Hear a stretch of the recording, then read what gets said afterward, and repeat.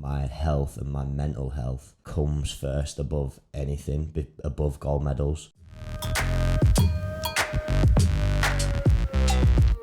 I was just was really interested, Luke, to ask you about general, I don't know how to phrase the question, but agents in the industry, because people generally think, and I know it was the same in gymnastics when we were growing up, like they think agent is dodgy, going to rip you off, going to make a load of money out of your son or family or daughter or whatever. Do you think generally in the industry that is still the case, or is that changing? I think the perception of agents is generally pretty bad. I actually don't mind it, really. I don't like being called an agent myself. I like being called a manager, because I feel like an agent does deals, whereas a manager manages. Yeah. It's a different dynamic. And I don't mind that cynicism towards the market, actually, because I would rather parents really think about it carefully, and athletes really assess what's going on. It's like any industry, there's good and bad, isn't there? There's good and bad lawyers, there's good and bad policemen, whatever it might be. Agents is the same. Agents in truth do, especially in something like football, get the blame a lot for things when it's in truth not. Yeah. But you know the territory you're walking into, and you know what you know the pitfalls and what it's all about. I just think, for me personally, I get asked all the time about, I get approached by people saying, look, would you manage me? And if I don't have the time, I'll say no. And I will recommend who I think is good for people. And those people are the people that care, the people that are looking out for that livelihood and not kind of thinking about the short-term gain, thinking about the long-term game. And if you believe in your client, in your athlete, like truly believe in them, then you will believe in the long term, and your motives for making decisions will be the right ones. But if you're there for a quick buck and you don't really believe in your client, then there's just a car crash waiting to happen. So what do you remember what you said to me when we was at the Herbalife event? Oh no, what did I say? The 10 years. Oh yeah, that's right, 10 years. Well, I've always said to Nile that he's 100 miles an hour, and I've always said he needs to just keep his head down for 10 years. And then in 10 years, what did I say? You can buy a Ferrari or something like that. It's just like you can lift your head up and then do what the hell you want. Yeah, but you need to give me 10 years. Yeah, which is pretty daunting to tell a early 20s, give me 10 years. Although I think the more interesting is, has he stuck to it? No. I mean, he varies. The path winds. Yeah. Like, Luke, can I buy ring him up? Can I buy a penthouse in Leeds? It's like, oh god. just a one-word answer. What about the 10 years? Yeah. No, but I think for me, everything for you, the most important thing is gymnastics.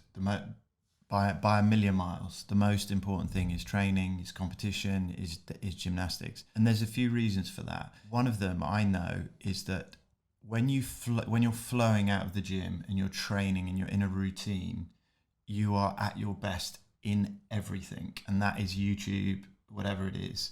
Because in essence you're a gymnast, and since you were 4 years old, it's in your DNA, so it has to flow from there out. If you lose that, as we found with injury recently, the other things, they don't fulfill you in the same way. They don't make you truly happy, because they are numbers and they are views and they're quite artificial. In the gym, there's something that is in you, in your passion, in your love. And whenever comes a time when you stop doing gymnastics, we will talk about that a lot, because finding that kind of gratification or sense of purpose from things outside is difficult. And that's why I've always said to you, the most important thing is gymnastics, is performance, because it's not just about the fact that I think commercially for you always it's win gold medals is the most important, which is true.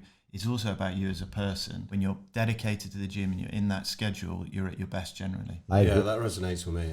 That's right throughout his life. Because you can go back to when Nile was doing his best gymnastics, he was best at school, or best at whatever else he was doing. I do agree 100%. I do feel like if everything was going well in the gym, I was happy. But I do feel like I've transitioned through a little bit of a shift, having gone through some of the mental health challenges. Maybe it has stemmed from me not being able to do gym, the injury being the biggest thing. But I do feel like I've made a slight transition to the opposite of, when I'm happy in myself, I'm the best in the gym. And, because my life is slightly different to when I was 15 years old and all I had was gymnastics, and I came home and my mum cooked me tea and I played Call of Duty till 1 o'clock in the morning. I went to bed and went to school. Do you know what I mean? I do believe that now, like my health and my mental health comes first above anything, above gold medals. I've gone through the challenging time I have now. Sometimes I think if I get to Tokyo I win 3 gold medals. However, I hated the journey. Like I'm miserable, and I still am miserable and unhappy. I don't want it. That's probably a big shock to people, because people say that they would give 40 years off their life to be the best. But having experienced in my personal opinion, I don't want any gold medal at the cost of my happiness. And that's a big statement. But I also know that the gymnastics and the journey does make me happy. So that's like, it's a contradiction, because I will go there, and don't worry, I'm going to go to Tokyo and I want to do it, and I still, work my absolute arse off. I know so many athletes that are in the game and they hate what they do. They absolutely, in gymnastics in particular, I see it, like you will have seen it. Yeah. And in my personal opinion, it's not worth it. It seems like it might be a good point, Luke, because you've said a couple of times about your story, which I know you've shared with Nile, and I've never actually heard. So it would be really interesting to hear what that's all about. I'm all ears, Luke. The whole story might take a bit longer than we have today, but who knows? But I think in short, as a kid, I was good at sport. I went to a very good school for sport, and I was good at it, and I was really liked for it. I was popular because I was good at sport, and then as soon as I left school, I went into professional cricket, and I became a leader within sport. I was a captain. I'd kind of fight it out for the team, and I felt like I was that dynamic. And I also had this persona, which I developed this persona, which I was really comfortable with. I kind of worked hard and played hard. So I was literally, I'd play as hard off the field as I was work, and my intensity around both was in equal measurement. So if I had huge nights out, it would mean I'd work at the same level of intensity. And I used to joke with people that I'm a Libran, that was my balance in life, work hard, play hard. And that was my persona. And that's what I believed kind of is how I operated. I felt like I had a method to life. And that just, as I went through my career, all of that just intensified.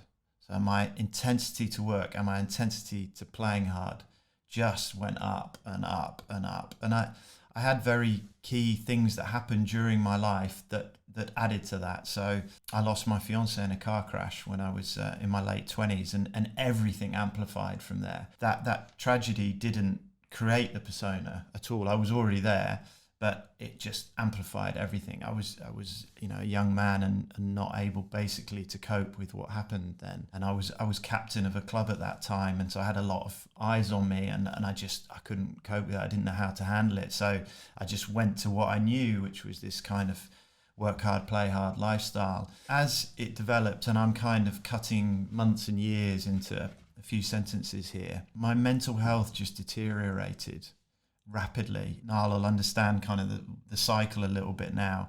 My behaviour was deteriorating my mental health, and my mental health was deteriorating my behaviour. And I was trapped in this persona of being a strong person, a leader. I was kind of, that whole work hard, play hard is something which your peers tend to admire you for, don't they? They like laugh at your massive night out. When you're a leader like that, people tend to come to you and say, look, I've got all these things you need to help me with. They don't come to you and say, do you need any help? Exactly, yeah. And so I suddenly found myself in an extremely dark place. And not only now was my behaviour becoming really, really intense around, my playing it wasn't playing, it was just full-on self-destruction, because I just hated myself. I hated the fact that I was faking everything. I felt like I was a total fraud, frauding happiness, frauding strength. I was actually a desperately lonely, confused, lost person. And by this point, I'd become a father. I was married. I had responsibilities, and I felt like deep down the truth is I could barely look after myself. And I used to look in the mirror and think, someday they'll all find out what you are really like. Niall has talked about hating himself. I know that feeling. Mm-hmm. I've been there. I actually find it quite difficult to talk about now, but I was trapped in this cycle of behaviour, and I felt completely isolated and completely lonely. And I hit absolute rock bottom. I didn't materially, I could have lost a lot more, a lot more. But emotionally and I guess spiritually as a person, I was absolutely bankrupt. And nobody around you knew. Wife didn't know. No, yeah, they knew. They could see my behaviour. Right. Yeah, in the same way you were looking at Niall's behaviour, they could see it, and everything that came with that. That people go, he's just being self-indulgent. He's selfish. I was all of those things, but internally, I was lost. I didn't know what to do with myself other than I just wanted out. I wanted oblivion. I just wanted out. And people would say, "What do you want out from?" I want out from me. I need to be protected from me. I can't hold this together. I remember this. It's going to sound really bizarre. I remember this night out I had right towards the end of my career. It was the end of season dinner, and I'd gone back to Derbyshire to play one more season. I should have retired 3 or 4 years earlier. I was kind of holding on. End of season dinner, I went out in Derby, and I was so drunk, and I was kind of wandering around, sort of looking for people to sort of give me happiness. It was that bizarre and bad, and obviously they weren't there because it's in you. And I just would sit in a bar on my own, and just kind of, and I was this leader.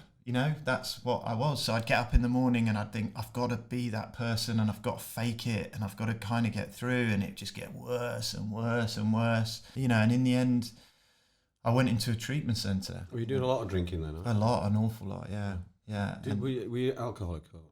Well, I think it's the I kind of think people get wrapped up in those phrases a bit too much. I think I wasn't a successful drinker. Is a better way of putting it. I like that. I'm going to write that down. Yeah, and next for Monday. Like people say, well, what? I don't mind sharing it. I'm drunk for nearly 8 years now, and people say, well, why don't you have a drink? And they go, well, because when I have a drink, basically, I try and ruin my entire life. I make everyone else unhappy around me, and I become toxic. Any other questions? It's so.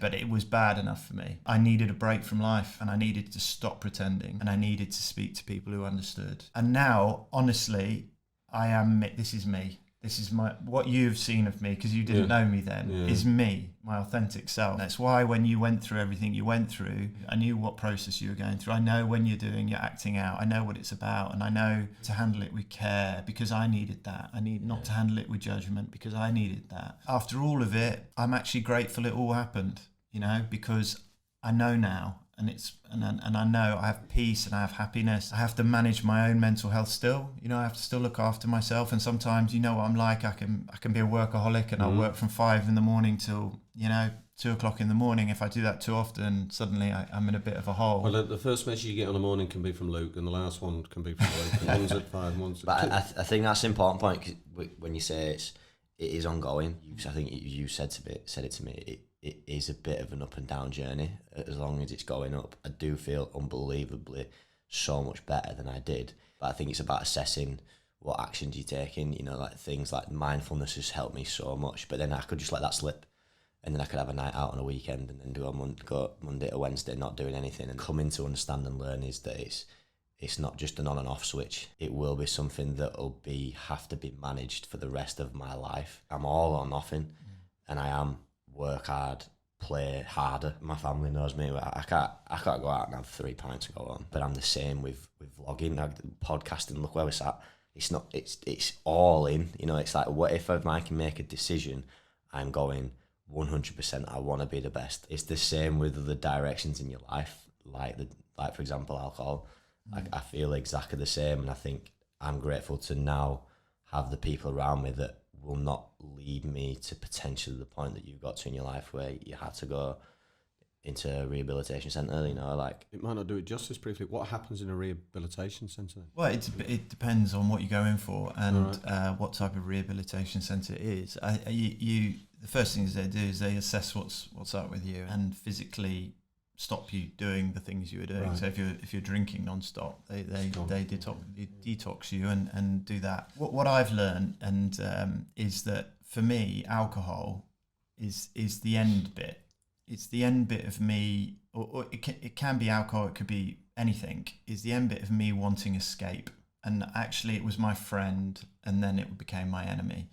So for me, not drinking, actually, I don't really concentrate on not drinking anymore. I concentrate on the bit before it. So looking after myself mentally and looking after my life. So for me, it's really, really important, the people around me. So I have good relationships. I do things especially in the work that I do, it can get very commercial and very like, come on, let's make another quid here, and you get that kind of real agent type of thing.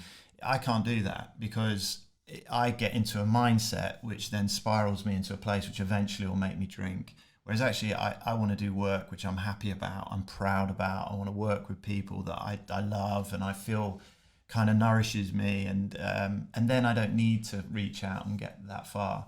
But you're right, it when you have that gene, it's in you and it will come out in whatever way it does. And I think in athletes, the truth is it's that gene is rife. What do you need to be a world-class athlete? You need to be self-obsessed. You need to be obsessed. You need to hyper-focus.